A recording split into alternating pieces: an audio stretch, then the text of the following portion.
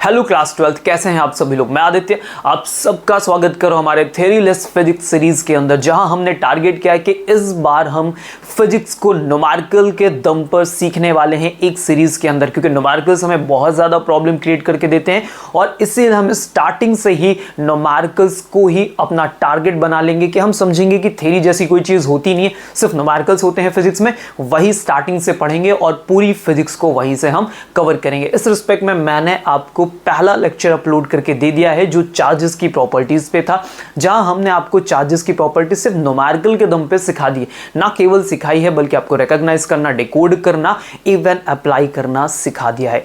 तो in respect में जो हम शुरू कर रहे हैं इसमें मुझे आपकी बहुत ज्यादा जरूरत होगी, आपके इन्वॉल्वमेंट की जरूरत होगी, आपके कमेंट्स की जरूरत होगी कि चीजें कैसे लग रही हैं, क्या सीखने को मिल रहा है, क्या इंपॉर्टेंट है, कहां पे आपको एग्जैक्ट हेल्प हुई, और अगर कुछ और बेटर किया जा सकता है तो वो भी आपसे कमेंट में मिलता तो बहुत ज़्यादा मेरे लिए हेल्पफुल रहने वाला है। ठीक है, इस रिस्पेक्ट में आज हम आपके लिए लेके आए हैं कूलम्स लॉ को। इस कूलम्स लॉ में हम आपको पहले उसका बिल्कुल बेसिक फॉर्मूला अप्लाई करना सिखाएंगे ताकि आप कूलम्स लॉ को अच्छे से याद कर पाओ, मेमोराइज कर पाओ। इसके बाद फिर हम चार्ज शेयरिंग और मास बैलेंसिंग जैसी प्रॉब्लम्स को भी कूलम्स लॉ के अंदर ही क्या करेंगे, कवर करेंगे। आगे बात समझ में, तो चलें जल्दी से शुरू किया जाए अपने इस बेहतरीन से सेकंड लेक्चर को। तो हाथ में कॉपी और पेन उठाना मस्ट है। Let's get started. आगे हम अपने फर्स्ट क्वेश्चन पे, क्या है हमारा, यहां से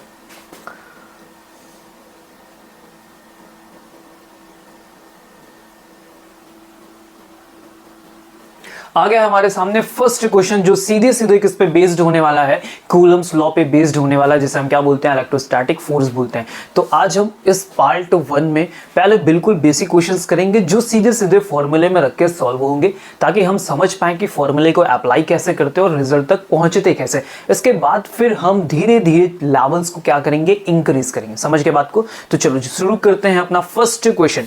क्या लिखा हुआ है हमारे फर्स्ट क्वेश्चन में, according to Coulomb's law which is the correct relation for the following figure. मेरे पास एक फिगर गिवन किया गया है जहां पे मेरे पास एक चार्ज गिवन किया गया है Q1 और दूसरा चार्ज गिवन किया गया है Q2। ठीक है, अब हम इन चार्जेस पे अगर फोर्स देख पा रहे हो तो फर्स्ट पे जो फोर्स गिवन किया गया है, देखो लिखा हुआ है F12। F12 का मतलब क्या होता है, फोर्स एट 1/2। ठीक है, तो बाई 2 का मतलब हो गया 2 ने फोर्स एक्सर्ट किया किस पे, 1 पे। किस तरफ एक्सर्ट किया, अपनी तरफ, मतलब वो उसे क्या कर रहा, अट्रैक्ट कर रहा। Same as it is F21 मतलब फोर्स एट 2/1, यानी 2 पे जो फोर्स लगा है वो भी किसकी तरफ है, 1 की तरफ, यानी उसने भी क्या किया, अट्रैक्ट किया। Both forces are attractive. ठीक है, और ऐसा कब पॉसिबल होगा, जब दोनों में से किसी का नेचर क्या हो, एक दूसरे के अपोजिट हो। फॉर एग्जांपल Q1 को अगर मैं पॉजिटिव लेट कर लूं तो Q2 के लिए मस्ट हो जाएगा कि वो क्या हो, नेगेटिव हो। वो चार्जेस आर नेगेटिव। यहां तक बात क्लियर होगी, चीजें समझ में आ गई। ओके, अब ऑप्शंस में देखते हैं, क्या है Q1 Q2 का मल्टीप्लाई ग्रेटर देन 0 हो, लेस देन 0 हो, मे बी इक्वल हो, या फिर लेस देन 1 हो और ग्रेटर देन 0 हो, उनका डिवाइड। ठीक है, अब अगर मैं Q1 को पॉजिटिव ले रहा हूं और Q2 को नेगेटिव ले रहा हूं, और अगर मैं इन दोनों चार्जेस को मल्टीप्लाई करूंगा तो सिंपल सी बात है, दोनों का रिजल्टेंट मुझे क्या मिलेगा, नेगेटिव मिलेगा। और जो नेगेटिव वैल्यू होती है वो हमेशा क्या होती है, लेस देन 0 होती है। सिंपल सी बात, क्लियर हुआ। तो second option is correct. Easy, समझ गए बात को, कैसे क्वेश्चन ने चीजों को डिजाइन किया और हमसे क्या पूछा कि दोनों चार्जेस का जो प्रोडक्ट है उसका रिजल्ट ग्रेटर देन 0 होना चाहिए, लेस देन 0 होना चाहिए, इक्वल होना चाहिए। तो हमने उनके नेचर को फाइंड आउट किया और फिर नेचर से ही हमने कैलकुलेशन कर लिया कि रिजल्ट क्या होगा, लेस देन 0 का। क्या बात आपको समझ में आ गई? क्वेश्चन सिंपल था, इजी था। ओके, चलते हैं क्वेश्चन सेकंड पे। क्या लिखा है, the coulomb force F versus 1/r²। Force और 1/r² के बीच में क्या किया गया है, graph for 2 pairs of point charges. 2 point charges के लिए ग्राफ बनाए गए हैं। एक है हमारा Q1 Q2 के लिए, एंड सेकेंड पेयर हमारा है Q2 एंड Q3 जो यहाँ पे दिखाई दे रहा है। Okay, clear, are shown in figure.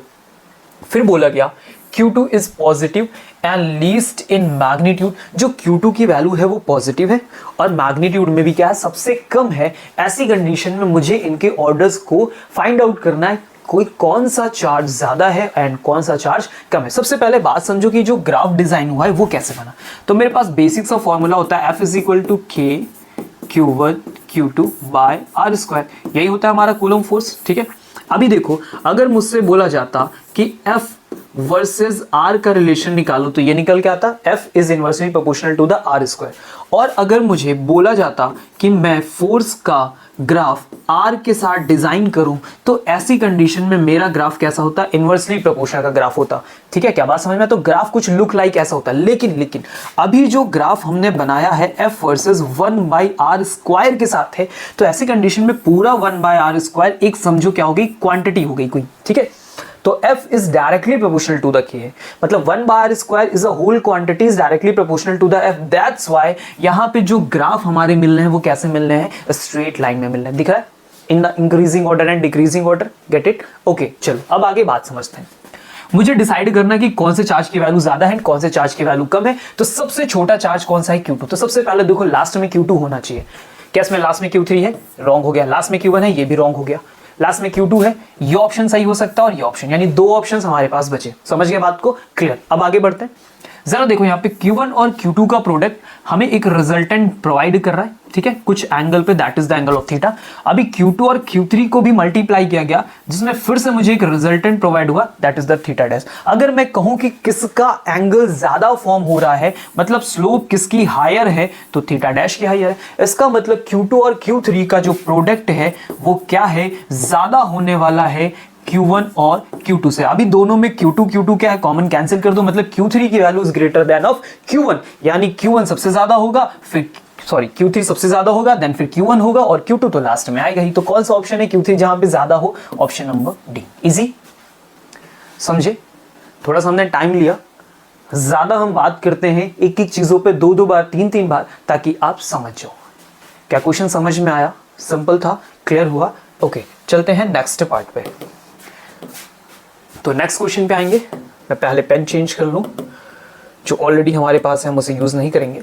Okay, next question, what is the force between two small charged spheres having charges of 2 × 10⁻⁻7 coulomb and 3 × 10⁻⁻7 coulomb placed 30 centimetre apart in air. मुझसे क्या बोला गया, मेरे पास दो चार्जेस हैं, ठीक है, और वो दोनों चार्जेस एयर में रखे हुए हैं। पहले चार्ज पे जो वैल्यू गिवन की गई है 2 × 10⁻⁻7 और नेक्स्ट पे दी गई है 3 × 10⁻⁻7। दोनों के बीच का सेपरेशन मुझे गिवन किया गया है, दैट इज द 30 सेंटीमीटर। ठीक है, ओके, मुझे क्या फाइंड आउट करना है, what is the force between, that means मुझे F कैलकुलेट करना है। अब दो चार्जेस के बीच में फोर्स निकालने का तरीका, मतलब कूलम्स लॉ यूज करोगे। फॉर्मूला क्या होता है, K Q1 Q2 by R square. Easy, okay. अब आ गया मेरे पास K, तो K क्या होता है, इलेक्ट्रोस्टैटिक फोर्स कांस्टेंट। इसकी वैल्यू क्या होती है सर, तो होती है 1/4πε0 Q1 Q2 by R square. लेकिन जब हम कोई न्यूमेरिकल वैल्यू का कैलकुलेशन कर रहे होते हैं, ऐसी कंडीशन में मुझे इसकी न्यूमेरिकल वैल्यू को पुटअप करना होता है। तो अगर मैं कहूं K की वैल्यू, या फिर मैं बोलूं इस होल पार्ट की वैल्यू क्या होती है, तो 9 × 10⁻9 होती है। Q1 की वैल्यू क्या है, 2 × 10⁻⁻7 है, 3 × 10⁻⁻7 again and divided by R square. जब आप R को पुट करने जाओगे, ठीक है, तो इस बात का ध्यान रखना कि ये सेंटीमीटर में गिवन है, तो सेंटीमीटर को मीटर में कन्वर्ट करोगे तो कितना होगा, 30 × 10⁻²। दिस इज -2 यानी डिवाइडेड बाय 100 को ऊपर लेके आओगे तो -2 हो गया, यानी ये मीटर में कन्वर्ट हो गया। आफ्टर देन आप इसका क्या करोगे, स्क्वायर करोगे। क्या बात समझ गए? चलिए कैलकुलेशन पे ध्यान दिया जाए। तो 9 × सबसे पहले पावर्स का कैलकुलेशन हम कर लेंगे। -7 कितना होगा, 14, और 14 एंड 9 तो कितना बचेगा, 10⁵ ठीक है। 2 और 3 इसे हम अलग लिख लेते हैं। फाइनल जो रिजल्ट बचा वो बचा मेरे पास -5। Get it? ओके, अब नीचे वाले पार्ट को सॉल्व किया जाए तो ये 3 का स्क्वायर क्या होगा, 9, 2 0 है वो क्या हो जाएगा, 10⁻2, और -2 का स्क्वायर होगा तो वो क्या होगा, 10⁻⁻4। Easy, okay. 9 से 9 को कैंसिल आउट हमने कर दिया। 2 एंड -4 मेरे पास बचेगा -2 मैं ऊपर लेके जाऊंगा तो वो यहाँ पे आके +2 होगा, +2 और -5 कितना फॉर्म करेंगे, 10⁻3। क्लियर होगी बात? 2 × 3 कितना होता है, 6 हो गया। तो मैंने क्या कैलकुलेट किया, मैंने कैलकुलेट किया है फोर्स, तो फोर्स का आंसर आ गया 6 × 10⁻3 न्यूटन। इजी, सिंपल, बिल्कुल बेसिक सा क्वेश्चन था। चार्जेस गिवन थे, डिस्टेंस गिवन थी और हमें फोर्स को कैलकुलेट करके देना था। अगर मान लो इसी क्वेश्चन में उन्होंने थोड़ा सा एडिशनल पार्ट और ऐड किया होता और मुझसे पूछा होता कि व्हाट इज द नेचर, मुझे इसी टाइम पे इस फोर्स का नेचर भी बता दो, फोर्स का क्या बता दो, मुझे नेचर बता दो। तो आप चार्जेस के पास जाते हो और देखते हैं कि ये दोनों चार्जेस कैसे हैं। तो देखो ये चार्ज भी पॉजिटिव है और ये चार्ज भी पॉजिटिव। सर पावर देख के मत डिसाइड करना कि वो नेगेटिव है या पॉजिटिव है, ठीक है। यहां पे पार्ट डिसाइड करेगा कि वो पॉजिटिव है या नेगेटिव है। तो कुछ भी नहीं लिखा था, मतलब पॉजिटिव। अगर दोनों चार्जेस सर हमारे पॉजिटिव हैं, दैट मींस लाइक चार्जेस, तो वो क्या करेंगे, रिपल करेंगे। क्या बात समझ में आई, क्या करेंगे भाई, रिपल करेंगे। तो इसका मतलब मेरा नेचर कैसा होगा, रिपल्सिव नेचर होगा। आगे बात समझ में क्लियर हुआ, clear, easy, okay. Next part पे चलेंगे। क्वेश्चन नंबर 4 पढ़ते हैं। वीडियो पॉज करना है, खुद से ट्राई करना है, ठीक है। अगर आप मुझसे पहले कर लेते हो तो बहुत अच्छी बात है, मतलब आपने क्वेश्चंस में प्रैक्टिस की, आपको समझ में आ रहा है, ठीक है। गलत होता है तो इसी टाइम पे आपको चेक करने का मौका भी मिल जाएगा। जो गलतियां आप करते हो वो सीख जाओगे। क्लियर है, सिर्फ देखना नहीं है, करना है, साथ में सॉल्व करना है और ट्राई करना है कि मुझसे पहले करने की कोशिश करो, समझे, ओके। चलते क्वेश्चन नंबर 4 पे, पढ़ा जाए क्वेश्चन नंबर 4 को। क्या लिखा हुआ है, two insulated charged copper spheres A and B separated by 50 centimeter having charges -2 microcoulomb and 8 microcoulomb respectively, okay। सबसे पहले मैं स्फीयर बनाऊंगा A, फिर मैंने स्फीयर बनाया B। A स्फीयर पे मेरे पास चार्ज है 2 माइक्रोकूलम का एंड सेकेंड वाले पे है मेरे पास 8 माइक्रोकूलम का, okay. What is mutual electrostatic force between A and B if both are placed in water where K is equal to 80 centimeter? What is the K? K is the dielectric constant. K क्या होता है sir, हर medium का अपना एक dielectric constant होता है। जैसे air का कितना होता है, 1 होता है, सेम ऐसे वाटर का कितना होता है, 80 होता है। क्या बात समझे, ठीक है। अब मुझे वाटर में लाके फोर्सेस को कैलकुलेट करके देना होगा, ठीक है। अब बात को समझो कि ये रिलेशन हम कैसे यूज करने वाले हैं, ध्यान से समझिएगा। जब भी मैं कोई फोर्स एयर में कैलकुलेट करता हूं, ठीक है, या फिर इसे वैक्यूम में कैलकुलेट करता हूं, वैक्यूम का मतलब स्पेस, ठीक है, तो ये मेरा फोर्स हमेशा क्या होगा, मैक्स होगा। इस बात को याद रखना, ये मैं अलग से आपको बता रहा हूं, इस बात को याद रखना, ठीक है। अब इसके बाद आप इसे कहीं भी और किसी मीडियम में कभी भी कैलकुलेट करोगे। फॉर एग्जांपल हम वाटर में जा रहे हैं, ठीक है, मे बी हम किसी लिक्विड में जा रहे होते, जैसे वाटर के अलावा ऑयल में जा रहे होते या समथिंग, कुछ भी कैसा भी मीडियम होता, ऐसे टाइम पे क्या होगा, उस मीडियम की जो डेंसिटी होगी ना वो हमेशा हमारे एयर और वैक्यूम से ज्यादा होगी।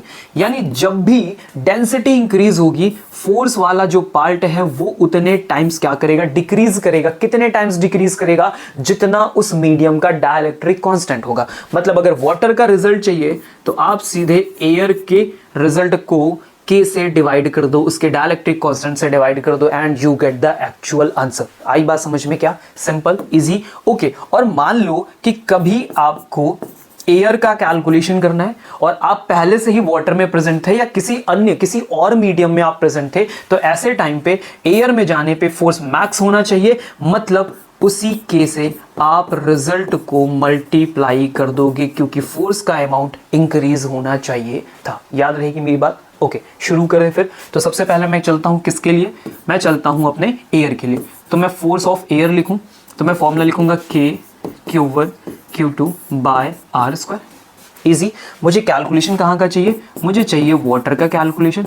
तो मैंने कहा जब भी किसी और मीडियम में जाओ जो कि एयर या हमारे वैक्यूम से डेंसर हो, ऐसी कंडीशन में उसके रिजल्ट को उस मीडियम के डायलैक्ट्रिक कांस्टेंट से डिवाइड कर दीजिए।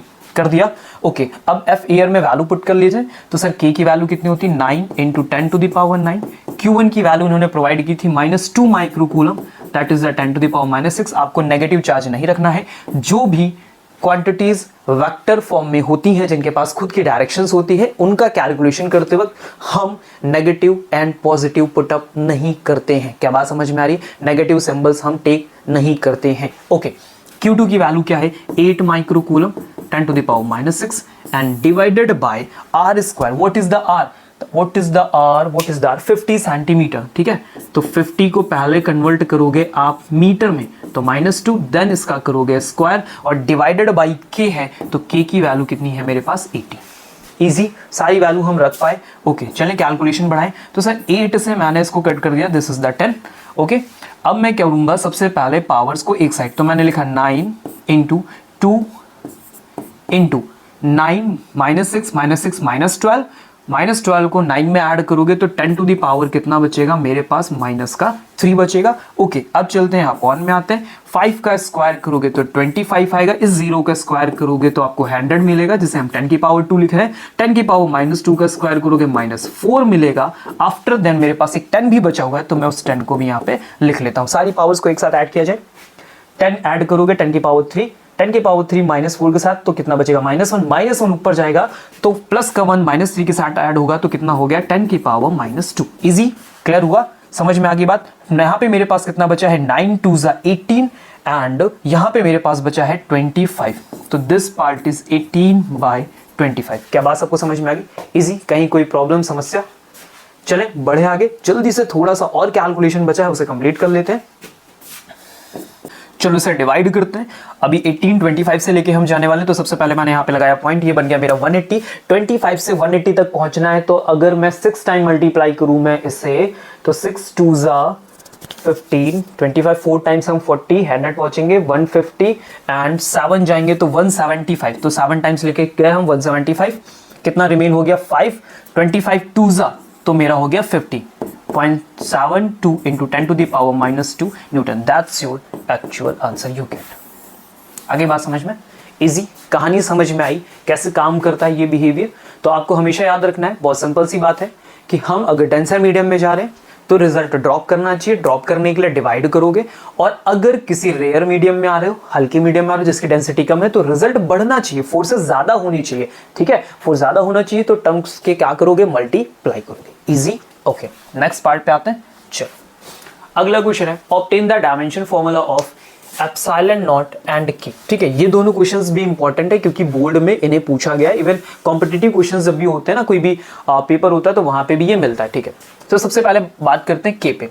के क्या होता है, तो पहले फोर्स का फॉर्मूला लिखता हूं मैं, के Q1 Q2 bye are square. अभी ये क्या है, मेरे पास के इलेक्ट्रोस्टैटिक फोर्स कांस्टेंट है। ठीक है, अब इस के बारे में मुझसे डायमेंशन फॉर्मूला पूछा गया, तो सबसे पहले मैं के का फॉर्मूला बना लूं यहां से। तो के को रोकना, बाकी सारी चीजें इधर भेजनी, तो आर स्क्वायर आएगा फोर्स के मल्टीप्लाई में एफ आर स्क्वायर, और Q1 Q2 आएंगे इसके डिवाइड में, तो मैंने इसे लिख लिया, सिंपल।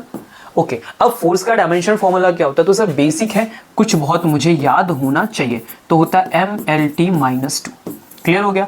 आर का मतलब होता है डिस्टेंस, डिस्टेंस के लिए हम लोग यूज करते हैं एल, आर पे स्क्वायर था तो हमने लिखा L2। ओके, अपॉन में आते हैं, ये क्या है मेरे पास, चार्ज। अब चार्ज कैसे बनता है, ठीक है, तो हमने क्या पढ़ा था, करंट के लिए, ठीक है, करंट के लिए जो हम डायमेंशन फॉर्मूला यूज करते हैं वो ए होता है। तो चार्ज के लिए कैसे बनाओगे, तो सर क्या होता है, I is equal to Q by T, then Q is equal to क्या होगा, I इंटू टी। आई का मतलब हो गया एम्पियर और टी का मतलब हो गया टाइम, तो रिजल्ट हो गया AT। ठीक है, 2 बार आया हुआ है तो हम लिखेंगे A2T2। इजी, ओके, चले इन पार्ट्स को ऊपर लेके चलते हैं। तो यहाँ पे देखो मैंने लिखा M, L के साथ ये ऐड हो गया 3 हो गया। ठीक है, इसके बाद मैं A को ऊपर लेके चलता हूं, तो ये हो गया A-2। अब T2 ऊपर जाएगा तो -2 क्या हो जाएगा, -4 हो जाएगा। तो ये आ गया मेरे पास डायमेंशन फॉर्मूला ऑफ K। क्या बात सबको समझ में आ गई, सिंपल, कुछ मुश्किल लग रहा है, इजी है। ओके, अब क्या पूछा गया मुझसे, एप्सिलॉन नॉट के बारे में भी पूछा गया। अब मैं एप्सिलॉन नॉट को कैसे सॉल्व करूं, ठीक है, एप्सिलॉन नॉट भी मुझसे पूछा गया, तो इसे हम कैसे सॉल्व करें। चलो देखो कैसे एप्सिलॉन नॉट सॉल्व होगा, तो ध्यान से देखना। मुझे क्या पता है, k इज इक्वल टू क्या होता है, 1/4 पाई एप्सिलॉन नॉट। अगर मैं यहां से रिलेशन निकालने जाऊं तो epsilon naught is equal to क्या होगा, 1/4 पाई के। ठीक है, अभी 4 पाई क्या है, ये तो एक न्यूमेरिकल वैल्यू, कांस्टेंट का कोई डायमेंशन फॉर्मूला नहीं होता, समझे, 1 2 3 4 ऐसे इनका कोई डायमेंशन फॉर्मूला नहीं होता। अभी हमने के का ऑलरेडी डायमेंशन फॉर्मूला निकाल के रखा है, और वो क्या आ रहा है 1 बाय में, मतलब सारे रिजल्ट को क्या करना है, आपको इन्वर्स कर देना है। तो लिखोगे M-1, L-3, A2 and T4। This is the dimension formula of epsilon not. Simple था, बस एक छोटा सा रिलेशन अगर हमें पता है, एग्जैक्ट नॉलेज आपके पास है, जो पढ़ाया गया है आप उसे बस सिंपल सा मेमोराइज करते हो, तो देखो बड़े से बड़े रिजल्ट आप इसी तरह से कैलकुलेट करके दे पाओगे। समझ गए कैसे चीजों को याद रखना है, आप रिलेट करना है, कंबाइन करना है। ऐसे ही अगर मुझसे यहाँ पे इन्होंने यूनिट पूछी होती तो मैं क्या करता, सेम फॉर्मूला के का बनाता, यहाँ से के की यूनिट निकालता, और अगर एप्सिलॉन नॉट की बोलता तो मैं क्या करता, पूरे रिजल्ट को इनवर्स कर देता और मुझे यूनिट भी मिल जाती। क्या बात समझ गए? इजी। ओके चलिए आगे बढ़े, आते क्वेश्चन नंबर 6 पे। क्वेश्चन नंबर 6 में क्या लिखा हुआ है, ध्यान से पढ़िए। A free pith ball A of 8 gram carries a positive charge of 5 into 10 to the power -8 coulomb. ठीक है, अब ये जो क्वेश्चन डिजाइन हुआ है, ये क्वेश्चन डिजाइन हुआ है आपकी मास बैलेंसिंग पे। ठीक है, अभी तक हमने जो क्वेश्चन किया था वो हमने सीधे सीधे कूलम्स लॉ पे किया था कि केवल फॉर्मूले में चार्जेस की वैल्यू रख रहे थे और आंसर आ जा रहा था। अब इसमें से थोड़ा सा हमने ऐड किया है, अब हम फोर्स से क्या बैलेंस करने जा रहे हैं, मास को बैलेंस करने जा रहे हैं। ठीक है, आप क्वेश्चन पढ़ोगे तो आपको बात समझ में आ जाएगी। एक 8 ग्राम की कोई फ्री पिथ बॉल है, ठीक है, उस पर चार्ज है 5 into 10 to the power -8 का। तो सबसे पहले मैं क्या करूं, एक बॉल बना लूं ए और इस पे चार्ज रख दूं 5 into 10 to the power -8 coulomb का। इसके आगे देखो कुछ नहीं लिखा हुआ है, मतलब ये कैसा चार्ज है, पॉजिटिव चार्ज है। Okay, what must be the nature and magnitude of charge that should be given to a second pith ball. Second pith ball be fixed 5 centimetre below to the formal, मतलब जो पहले ball दी गई है उससे 5 centimetre नीचे एक B ball रखनी है। कितना नीचे रखनी है, 5 सेंटीमीटर। और इस बी बॉल को क्या नेचर और हम मैग्नीट्यूड ऑफ चार्ज प्रोवाइड करें जिसकी वजह से the upper ball is remain stationery, जिसकी वजह से ये बॉल एयर में ही रुकी रह जाए। क्या बात समझे? इजी। एक बॉल हमने ऐसे रखी जिस पे चार्ज है, नीचे हम एक बॉल 5 सेंटीमीटर पे रख रहे हैं, और इसे हम कितना चार्ज प्रोवाइड कर दे और किस नेचर का प्रोवाइड कर दे ताकि जब मैं इसे छोड़ू तो ये एयर में ही रुके। तो समझना, ये पॉजिटिव है और मुझे इसे यहीं रोक के रखना है, अपनी तरफ नहीं आने देना। मतलब इस पे भी कैसा चार्ज होना चाहिए सर, इस पे भी होना चाहिए पॉजिटिव चार्ज। पॉजिटिव पॉजिटिव ही एक दूसरे को क्या करेगा सर, रिपेल करेगा, तभी तो रोक पाएगा। यानी नेचर की कहानी क्लियर हुई, समझ में आया। रिपल्शन का बिहेवियर, रिपल्शन होगा तभी इसको रुकेगा, अगर अपोजिट हो गया तब तो अट्रैक्ट कर लेगा, तो फिर नहीं रुकेगा। ओके ओके, क्लियर हो गई बात? ठीक है, अब इस बी बॉल को हम कितना चार्ज दे दें ताकि ये वाली बॉल रुक जाए। तो मुझे अपने चार्ज से, जो मैं यहाँ चार्ज प्रोवाइड करूंगा और जो यहाँ चार्ज है, ये दोनों के बीच में क्या लगेगा, एक फोर्स लगेगा। और दोनों के बीच का फोर्स इतना पावरफुल तो कम से कम होना ही चाहिए कि ए वाली बॉल का वेट मैनेज कर सके। क्या बात समझे? अगर मुझे किसी चीज को उठाना है, अपलिफ्ट करना है, तो मुझे कम से कम कितनी ताकत लगानी होती, जितना उसका वेट होता है। तो इस बी बॉल और ए के बीच में एक्चुअल में रिपल्शन काम कर रहा है। अब वो रिपल्शन इतना स्ट्रांग तो होना ही चाहिए कि इसका वेट बैलेंस कर पाए। अगर नहीं कर पाएगा तो ये बॉल नीचे गिर जाएगी। आगे बात समझ में? मतलब मुझे यहाँ पे अपने इलेक्ट्रोस्टैटिक फोर्स से बैलेंस करना है ए बॉल के वेट का। ठीक है, अब F E is equal to weight किससे बना होता है, mg से बना होता है। मैं फोर्स लिखूं इलेक्ट्रोस्टैटिक, तो दोनों बॉल के बीच का फोर्स का फॉर्मूला बनेगा k q1 q2 by r square is equal to mg। मुझे कैलकुलेट क्या करना है, बी वाले का चार्ज। मैं इसके चार्ज को q1 लेट कर लूं और इसके चार्ज को q2 लेट कर लेते हैं, यानी मुझे फाइंड आउट करना है q2 की वैल्यू। तो चले q2 का फॉर्मूला बनाए, सारी चीजें इधर रोकना, बाकी सब कुछ इधर ट्रांसफर कर दीजिए। mr square divided by k into में आ गया q1। क्या बात समझे? क्लियर हुआ? ओके, चले आगे कैलकुलेशन बढ़ाते हैं। वैल्यू पुटअप की जाए हम लोग यहाँ पे। ठीक है, तो m की वैल्यू क्या है, 8 ग्राम। ग्राम को कन्वर्ट करोगे केजी में तो 10 की पावर -3। याद रखना, हमेशा कभी गलती मत करना, क्योंकि जितने भी हमारे क्वेश्चन आएंगे सीबीएसई में वो सारे एसआई यूनिट में कन्वर्ट करने के लिए जरूर रहेंगे। ठीक है, वो सीधे सीधे कोई वैल्यूज देते नहीं, कन्वर्ट जरूर करना होता है, इसलिए इस बात को ध्यान रखिएगा। ओके, जी की वैल्यू को हम 10 ले लेते हैं इजी करने के लिए। आर स्क्वायर मतलब डिस्टेंस हो गई। What is the distance, 5 centimetre बोला गया था, तो 5 इंटू 10 टू द पावर -2 और फिर इसका करेंगे स्क्वायर क्योंकि हमने इसे बदला है मीटर में, एंड डिवाइडेड बाई के की वैल्यू क्या रखोगे आप, 9 into 10 to the power 9 and multiplied by q1। What is the q1, तो q1 मुझे गिवन किया गया है 5 into 10 to the power -8। Easy, शुरू करें। ओके, जल्दबाजी नहीं करोगे, कैलकुलेशन बहुत इजी करना है। ठीक है, तो सबसे पहले पावर्स को देख लेते हैं हम लोग यहाँ पे। 8 इंटू 5 का स्क्वायर क्या होगा, 25 मल्टीप्लाई बाई 10 और 10 की पावर -3 ने बनाया है 10 की पावर -2 और -2 का होल स्क्वायर हो गया तो 10 की पावर -4 मेरे पास आ गया। एंड अपॉन में चलते हैं, मेरे पास यहाँ लिखा है 9 इंटू मेरे पास है 5 इंटू 10 की पावर 9 और 10 की पावर -8 में मेरे पास केवल बचा है 10 की पावर 1। क्लियर हो गया? चलो 5 से कैंसिल आउट करते हैं 25 को, तो 5 5 हो गया। ठीक है, 8 5 से कितना हो गया 40, तो 40/9 लिख लिया मैंने। अब ये 10 की पावर ऊपर लेके जाओगे तो -1 का पावर हो जाएगा, -1 -2 एंड -4 क्या मिलेगा 10 की पावर -7। चले 9 से इसको डिवाइड कर देते हैं, समझ में आ रहा? 9 4 से कितना होगा 36 होगा, मैंने यहाँ पे पॉइंट लगा दिया। फिर से कितना बचेगा 4 यानी 40, तो अगेन 4.4 आ गया 10 टू द पावर -7 कूलम। तो हमने Q2 की वैल्यू को कैलकुलेट कर लिया है, Q2 is equal to 4.4 into 10 to the power -7 coulomb. और वो भी मेरा नेचर कैसा होना चाहिए सर, पॉजिटिव नेचर होना चाहिए, तभी जाके मैं उस बॉल को रोक पाऊंगा। बात समझ गए? अगली बार ऐसा कोई क्वेश्चन होगा तो कर लोगे। कॉन्सेप्ट समझ में आया? कैसा क्वेश्चन था? मास बैलेंसिंग का क्वेश्चन था, समझे? ओके सर, चलो आगे बढ़ते हैं, नेक्स्ट क्वेश्चन करते हैं। ओके, अगला क्वेश्चन आ गया है, नया टाइप का है, नई तरह की प्रॉब्लम के साथ आपके सामने आएगा। सब कुछ वही है, सारे फॉर्मूले सेम है। मैंने बोला कूलम्स पे काम कर रहे हैं तो कूलम का ही फॉर्मूला यूज करेंगे, लेकिन उसमें एडिशनल प्रॉब्लम कैसे आती हैं और हमें उसके बारे में कैसे सोचना होता है, उसमें और क्या नई चीजें मुझे पता होनी चाहिए, जो ना पता होने पे न्यूमेरिकल हमारे लिए मुश्किल हो जाता है। और अगर ये छोटी छोटी चीजें पता होंगी तो चीजें बहुत इजीली सॉल्व होंगी। समझे बात को? चलो देखो क्या है। The sum of 2 point charges is 9 microcoulomb.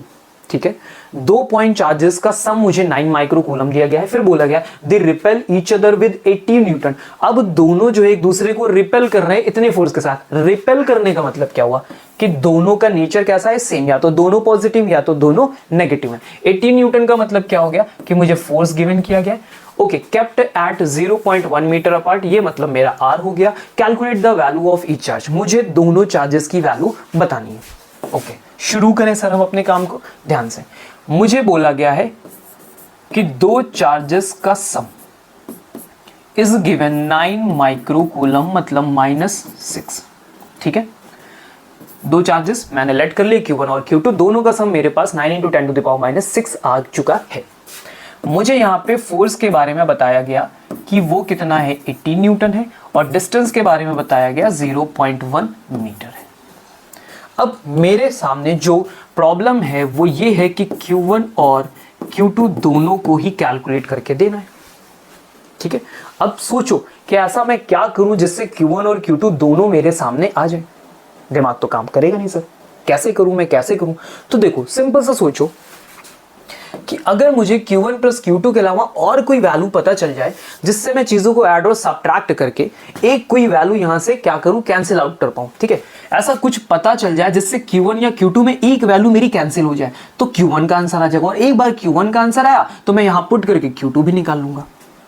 आधी बात समझ में? जैसे हम लोग मैथमेटिक्स में करते थे, x प्लस वाई की वैल्यू पता है, किसी तरह से x माइनस वाई की वैल्यू पता चल जाए तो वहां से y और y कैंसिल करके मैं x पहले निकाल लूंगा, और जब से x मिलेगा मैं y वापस कैलकुलेट कर लूंगा। आ रही बात समझ में? तो वैसा ही मैं कुछ सोच रहा हूं कि क्यों ना मुझे Q1 माइनस Q2 की वैल्यू पता चल जाए तो बात बने। ठीक है, अब ध्यान से समझना इस चीज को मैं कैसे। तो एक छोटा सा फॉर्मूला सर आपके लिए, इसको याद करना। Q1 माइनस Q2 का whole square is equal to होता है Q1 प्लस Q2 का whole square minus 4Q1 and Q2। क्या बात समझ में? ये सिंपल से एक फॉर्मूला होता है जो हम रखेंगे। अगर मुझे Q1 माइनस Q2 पता चल गया तो मेरा बात बन जाएगा। सर अभी मेरे पास प्रॉब्लम है कि सर Q1 Q2 भी तो नहीं पता है, अब ये Q1 Q2 कहां से लेके आए? फिर से बहुत सारी प्रॉब्लम आ गई। छोड़ नहीं क्या सर इसको? नहीं, अब जरा रुको।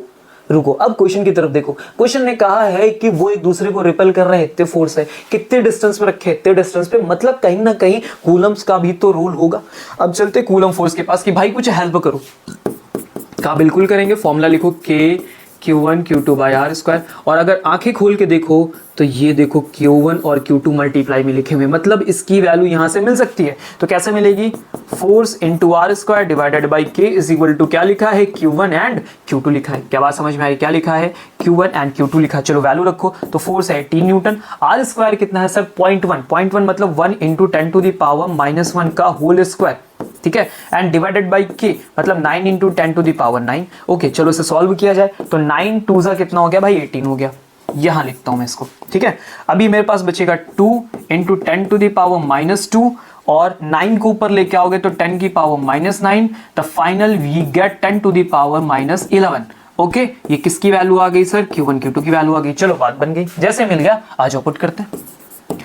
Q1 माइनस Q2 का whole square is equal to Q1 plus Q2 where Q1 plus Q2 sir 9 into 10 to the power minus 6 का होल स्क्वायर करोगे 9 9 जा 81 और माइनस 6 हो गया बेटा माइनस 12 माइनस 4 इंटू इसकी वैल्यू लाओ रखो तो 2 into 10 to the power minus 11। Okay चलो आगे बढ़ते हैं। 81 into 10 to the power minus 12 minus 8 into 10 to the power minus 11। Sir एक समस्या फिर से आ गई, अभी समस्या नहीं है, अब ये सीखने वाली बात है, ठीक है।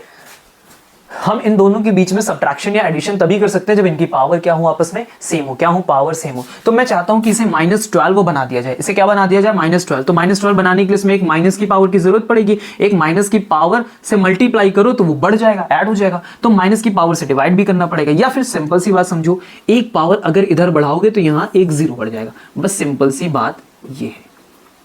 नेक्स्ट लाइन में करूं क्या मैं ये बात, नहीं तो कंफ्यूज हो जाओगे। चलो इस काम को मैं नेक्स्ट लाइन में करता हूं, ठीक है।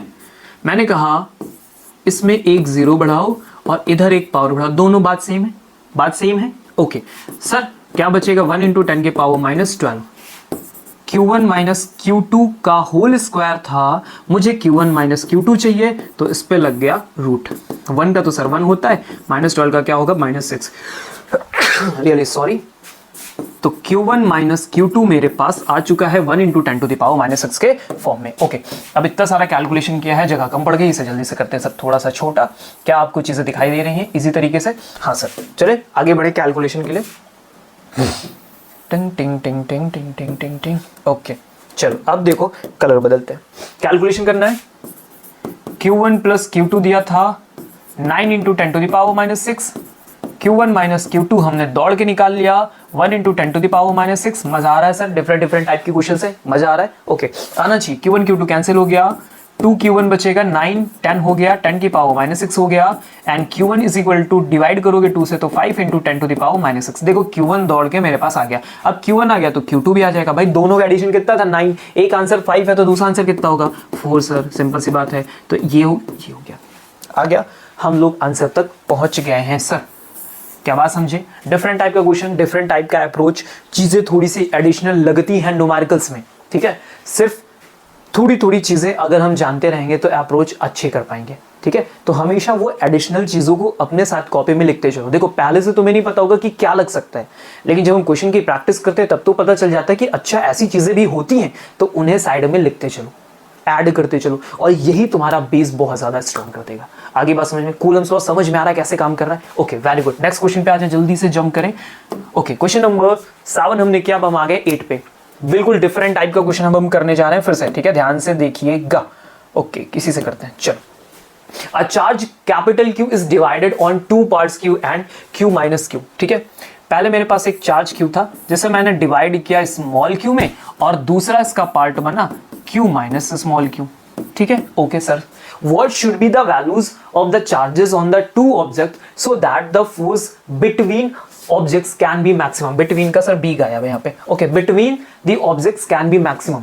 क्वेश्चन ने बोला कि फोर्स का रिजल्ट मैक्सिमम होना चाहिए, फोर्स का रिजल्ट मैक्सिमम होना चाहिए, ठीक है। तो पहली बात, फोर्स अगर मैक्सिमम चाहिए तो रिजल्ट आप वैक्यूम में कैलकुलेट करो, ठीक है, जो कि हम यहां करेंगे। k की वैल्यू को 9 इंटू 10 टू द पावर 9 हम रखने वाले। तो मीडियम की तो प्रॉब्लम बिल्कुल नहीं है, प्रॉब्लम यह है कि हम चार्जेस को किस तरह से डिवाइड करें ताकि उनके बीच में फोर्स मैक्सिमम आ जाए। पहली कंडीशन मैंने क्या बोली कि आप कहां रखो, एयर में रखो, जो कि हम रख देंगे, कोई दिक्कत नहीं है। अब जो चार्जेस हमने लिए हैं उन्हें मैं कैसे तोड़ूं कि उनका मल्टीप्लिकेशन स्ट्रॉन्ग आ जाए। क्या बात तुमको समझ में आ रही? क्या बात समझ में आ रही? जैसे मान लो कि मेरे पास कोई एक वैल्यू गिवन की गई है 6, ठीक है। अब 6 को कैसे तोड़े कि आंसर इसका बड़ा से बड़ा, जैसे 6 को मैं ब्रेक कर सकता हूँ 4 इंटू 2 में, तो क्या होगा 4 2 जा 8 होगा। 6 को मैं तोड़ सकता हूँ 3 इंटू 3 में, तो 3 3 जा क्या होगा 9 होगा। देखो रिजल्ट बदल रहा है। तो ब्रेक करने पे सब कुछ डिपेंड करता है, ठीक है। चलो शुरू करें सर, शुरू करें मैक्सिमम के लिए। ओके तो फिर से सर एक एडिशनल बात जो आपको ऐड करनी है, ठीक है। हमने स्टार्ट किया था ब्रिज कोर्स, और ब्रिज कोर्स में मैंने आपको जब डिफरेंशिएशन पढ़ाया था तो डिफरेंशिएशन में मैंने सिखाया था कि अगर किसी फंक्शन का मैक्सिमम रिजल्ट चाहिए, ठीक है, तो उसका डिफरेंशिएशन विद रिस्पेक्ट टू जो भी दिया गया हो उसे ले जाके 0 के इक्वल पुट कर देना। किसी भी फंक्शन की मैक्सिमम वैल्यू चाहिए तो उसे डिफरेंशिएट करके उसका रिजल्ट 0 के इक्वल पुट कर दीजिएगा, आपकी बात बन जाएगी। ठीक है, तो मेरा जो रिजल्ट है मुझे किस पे मैक्सिमम चाहिए, मुझे मेरा फोर्स मैक्स चाहिए। और ये जो फोर्स की पूरी डिपेंडेंसी है वो किस पे आके डिपेंड हो गई है, उनके चार्जेस पे डिपेंड हो गई है। तो मैं क्या करूंगा, मैं अपने फोर्स का differentiation with respect to charge कर दूंगा और इसका आंसर मैं किसके इक्वल रख दूंगा, 0 के इक्वल रख दूंगा, तो मेरा आंसर मैक्सिमम आ जाएगा। चलो करके दिखाते हैं, करके दिखाया जाए, किया जाए। ओके आओ पहले मैं तुम्हें यहां दिखाता हूं कि फोर्स का कैलकुलेशन हम कैसे करेंगे। पहले फोर्स का फॉर्मूला लिख लेते हैं। तो F इज इक्वल टू क्या लिखोगे, K Q1 Q2 by R square. तो मैंने लिखा K, Q1 का काम कौन करेगा, सिंपल Q, और Q2 का काम कौन करेगा, Q minus Q divided by R square. ठीक है, F को थोड़ा और आगे निकालें तो मैं लिख रहा हूं K, Q को मल्टीप्लाई करोगे तो मेरे पास बनने वाला है Q small q minus q का square and divided by r square. क्या बात समझे। अब ये पूरा पार्ट लाके यहाँ पे रखोगे तब जाके बात बनने वाली है। ठीक है, तो ध्यान से सर शुरू करते हैं। लिखूं मैं तो मेरे पास आ गया, यहाँ पे लिखता हूँ नीचे d, बिग ब्रैकेट के अंदर मैं लिख रहा हूँ k q minus q square. ठीक है, भागना नहीं है छोड़ के कि अरे बाप रे ये क्या चीज हो रही है सर, ये तो नहीं पढ़ना है। आपने तो कहा था इजी इजी चीजें आएंगी, तो मैं कह तो रहा हूं कि इजी ही है, बस तुम्हें ये बात नहीं पता थी इसलिए मुश्किल है। अब तुम्हें ये पता हो जाएगा तो इजी हो गया। समझ में आ गई बात। ओके चलो अब ध्यान समझना, डिफरेंशिएट हम किसके टर्म में कर रहे हैं, क्यू के टर्म में।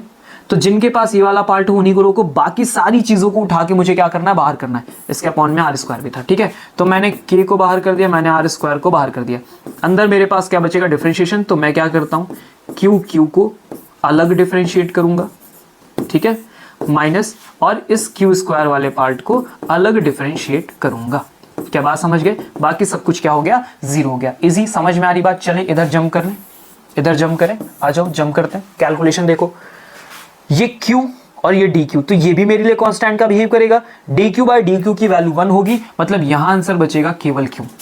क्या बात समझे। ओके, फिर माइनस Q स्क्वायर लिखा है, पावर आगे आती सर, एक पावर कम हो जाती, तो क्या लिखा है, माइनस का 2Q। क्या बात समझ में आई। बचा क्या था, K बाय R स्क्वायर, और इक्वल में क्या था सर, 0। सारे पार्ट को उधर भेजोगे तो सर सब कुछ क्या हो गया, 0 हो गया। ठीक है, अब Q इज इक्वल टू क्या लिखा है, 2Q लिखा है, and now Q by 2 is equal to क्या आ गया, Q आ गया। मतलब मुझे चार्जेस को जो तोड़ना था वो ऐसे तोड़ना है कि रिजल्ट हाफ एंड हाफ हो जाए, और जब भी हाफ रिजल्ट होगा तो हमेशा फोर्स मैक्सिमम होगा। 6 वाला एग्जांपल याद है, मैंने बोला 6 को तोड़ो 4 और 2 में, तो 4 2 8 बन रहा था, लेकिन 3 और 3 में तोड़ो 3 क्या हो रहा था, 9 बन रहा था। मतलब हाफ हाफ करने पे चार्जेस क्या करते हैं, अपने बीच मैक्सिमम फोर्स को एक्सर्ट करते हैं, एक दूसरे पे अप्लाई करते हैं। आगे बात समझ में, हाफ करोगे तो आंसर आपको इजी मिलेगा। समझ के बात को, नया तरीका था, नया प्रोसेस था। कभी ऐसा कोई क्वेश्चन आए तो सर इस बात को ध्यान रखोगे। किस बात को ध्यान रखोगे आप, इस बात को आप ध्यान रखोगे। ठीक है, समझे, बढ़े आगे, बिल्कुल बढ़िए सर। ठीक है, अगर कहीं पे कोई भी ऐसा पार्ट लगता है कि समझ नहीं आ रहा सर, प्रॉब्लम हो रही, तो क्या करोगे, उस चीज को बैक करके देखोगे। ठीक है, उस चीज को क्या करोगे, बैक करोगे, रोकोगे, समझोगे, खुद से अप्लाई करोगे, फिर नहीं समझ में आप फिर से देखोगे। ओके चल, एक और क्वेश्चन हो जाए सर, बिल्कुल हो जाए। क्या लिखा, suppose the spheres A and B have identical sizes. ठीक है, ए और बी के पास आइडेंटिकल साइज है, तो मैंने ए लिया, मैंने बी लिया, दोनों सेम साइज के। A third sphere of same size but uncharged in brought in contact with the first. एक तीसरा भी है जो अनचार्ज्ड है, तो इसका नाम मैं क्या रख लेता हूं, मैं इसका नाम यहां पे रख लेता हूं सी। ठीक है, ओके, तो पहले से फर्स्ट के कांटेक्ट में लाए, फिर सेकंड के कांटेक्ट में लाए, और फाइनली फिर इसे क्या कर दिया, रिमूव कर दिया। आइडेंटिकल चार्जेस थे तो मैं क्या कर लेता हूं, दोनों पे चार्जेस क्यू और क्यू लेट कर लेता हूं। ठीक है, ये इनिशियल की कहानी थी। अब सी पे जो अभी चार्ज है वो कितना है, 0। तो पहले मैं क्या करूं, ए और सी को कांटेक्ट में लेके आऊं। ध्यान से देखना, ठीक है, बड़ा अच्छा प्रोसेस है, अच्छा सा क्वेश्चन है, गलती नहीं करना। जैसे मैं इन दोनों चार्जेस को कांटेक्ट में लाऊंगा, क्योंकि दोनों सेम साइज के हैं तो दोनों पे चार्ज इक्वली डिस्ट्रीब्यूट होगा। कैसे निकालोगे, ठीक है, तो इस पे चार्ज है सर Q और इस पे चार्ज है 0, तो क्या करो, दोनों के चार्जेस को जोड़ के 2 से डिवाइड कर दो, तो फाइनल आंसर क्या आ गया, Q/2 आ गया। मतलब इस पे भी चार्ज कितना हो गया, Q/2, और इस पे भी चार्ज कितना हो गया, Q/2। ओके, अब फर्दर C को यहां से उठाओ और B के कांटेक्ट में लेके चलो, C को उठाओ और किसके कांटेक्ट में लेके चलो, B के कांटेक्ट में लेके चलो। C पे अभी चार्ज कितना हो गया Q/2 और B पे चार्ज कितना है Q। कैसे कैलकुलेशन करोगे, दोनों के चार्जेस को ऐड करो पहले, तो Q/2 प्लस Q और फिर उसे डिवाइड कर दो किससे 2 से, तो कितना हो गया भाई ये 3Q/2 और ये 2 कितना हो गया 4 हो गया। मतलब अभी दोनों पे कितना चार्ज आ गया है 3Q/4 आ गया है, ठीक है, और इधर भी कितना आ गया है 3Q/4 आ गया है। बात समझ गए, क्लियर हुआ? ओके, अब मुझे क्या करना है ध्यान से समझना, contact with the second and finally removed from the both. अब दोनों सबसे रिमूव कर दो, सबसे रिमूव कर दिया, तो रिमूव करने के बाद फिर से मेरे पास यहां कौन बचेगा, मेरे पास यहां बचेगा A और फिर मेरे पास यहां बचेगा B। C को हटा दिया, A पे कितना चार्ज हो चुका है इस समय Q/2 और B पे कितना चार्ज हो चुका है इस समय से 3Q/4। क्वेश्चन क्या चाहता है, what is the new repulsion between A and B if initially force was 2 × 10⁻³ Newton. अभी इनके बीच में नया फोर्स क्या होगा अगर पुराना फोर्स ये था तो। सर ऐसा कभी कोई क्वेश्चन है ना कि पहले ये था अभी कितना हो जाएगा, तो बहुत सिंपल तरीके से क्वेश्चन सॉल्व होते हैं, बहुत ज्यादा सिंपल तरीके से क्वेश्चन ये सॉल्व होते हैं। क्या करना होता है देखो, तुरंत जाओ फोर्स का फॉर्मूला लिखो, ठीक है, बिल्कुल सिंपल, देखना एकदम इजी होता है, कुछ छेड़छाड़ मत करना, कोई वैल्यू मत रखना, ठीक है, जो चेंजेस में बस हम उसे टच करेंगे। यहां Q/2 है तो Q1 पे लिखो भाई Q/2, Q2 पे लिखोगे 3Q/4, R² किसी कुछ वैल्यू मत रखोगे, सिंपल चलने दो, सिंपल चलने दो, ठीक है। F' हम निकालना है, ओके। अभी क्या हुआ है, F' इज इक्वल टू सिर्फ जो नंबर्स आए ना उन्हें निकाल लो, 3 यहां पे और 4 2 8, तो क्या हो गया 3/8, बाकी सबको एक किनारे कर लो, तो Q1 आ गया, ये Q1 वाला पार्ट है, ये नेक्स्ट वाला Q पार्ट है, ये R², ठीक है। तो जब इन्होंने पहले कैलकुलेट किया होगा तब चार्ज Q और Q रहा होगा, तो अगर मैं पहले वाले के लिए फॉर्मूला लिखता तो यही लिखता, मतलब ये अभी किसका बिहेवियर कर रहा है, फोर्स का बिहेवियर कर रहा है, किसका बिहेवियर कर रहा है, फोर्स का बिहेवियर कर रहा है, तो F' is equal to 3/8 and multiply by F, ठीक है। तो अभी मैं क्या लिखूं सर, 3/8 और F की वैल्यू कितनी है मेरे पास, तो इन्होंने बोला है 2 × 10⁻³ न्यूटन। हो जाएगा सर, 2 से कट करो इसको, कितना हो गया 4 हो गया, 3/4 लिखा तो लिखो 0 पॉइंट, ठीक है, ये कितना हो गया 30 हो गया, कितना हो गया 30 हो गया। अभी चलते फोर्स, इसको हम लोग क्या करते हैं डिवाइड करते हैं, ठीक है। तो एक सेकेंड मैं इसको थोड़ा सा हल्का सा ऊपर कर लेता हूं, चलो ठीक है, आ जाओ करो। 4 7 जा कितना होता है 28, तो लिखा मैंने 28, मेरे पास कितना बचा 2 के आगे लगाओ 0, 20, 4 5 जा कितना हो गया 20 हो गया, 0.75 × 10⁻³ इसको थोड़ा अगर मैं अच्छे से लिख लूं तो मैं लिखूंगा 7.5 × 10⁻² न्यूटन। तो देखो मेरे पास ये नया आंसर बन के आ गया, ठीक है। कुछ कैलकुलेशन पहले से नहीं की, पहले नंबर बाहर किया फिर जाके सिंपली वैल्यू पुट कर ली and we get the answer. आया बात समझ में, मजा आई, क्वेश्चंस देखने को मिले, सीखने को मिले। क्या अभी और बचा है हमारे पास? नहीं सर, कह रहा प्लीज ऐड न्यू फोर्स, मतलब हमने कर लिया। तो आज के लिए इस पार्ट 1 के लिए ये क्वेश्चंस हम आपके लिए लेके आए, जिसमें हमने कोशिश की कि आप कूलम्स लॉ को अलग अलग तरीके से अप्लाई करना सीख जाओ, ठीक है। कुछ एडिशनल चीजें भी थी, कुछ एडिशनल फॉर्मूले थे, ये सब आपको सीखना है। जैसे जैसे नई नई चीजें मिले सबको ऐड ऑन करते चलिए और फिर अप्लाई करिए उस चीज में जिस चीज को हम यहाँ पे पढ़ रहे हैं, ठीक है। आई होप आपको कूलम्स लॉ अच्छे से समझ में आ गया होगा, उसका बिहेवियर समझ में आ गया होगा, कब कहाँ कैसे अप्लाई करना ये भी समझ में आ गया होगा, ठीक है। क्लियर? तो पार्ट 1 का हमारा जो टारगेट था वो हमने क्लियर कर लिया, हमने अपने कूलम्स लॉ को बेसिकली आपको समझा दिया है। अब हम पार्ट 2 में उससे रिलेटेड और उसकी प्रॉपर्टी से रिलेटेड और क्वेश्चंस लेके आने वाले हैं। स्टे ट्यून रहिए, अपने दोस्तों को शेयर करिए ताकि हर कोई न्यूमेरिकल अच्छे से सीख पाए, ताकि सबके मन से डर खत्म हो। अगर सारे ग्रुप में ही डर खत्म हो जाएगा, जिससे कोई नहीं डरता, उससे फिर आप क्यों डरोगे? Get it? तो मिलते हैं नेक्स्ट लेक्चर में, तब तक के लिए टाटा बाय बाय, सी यू।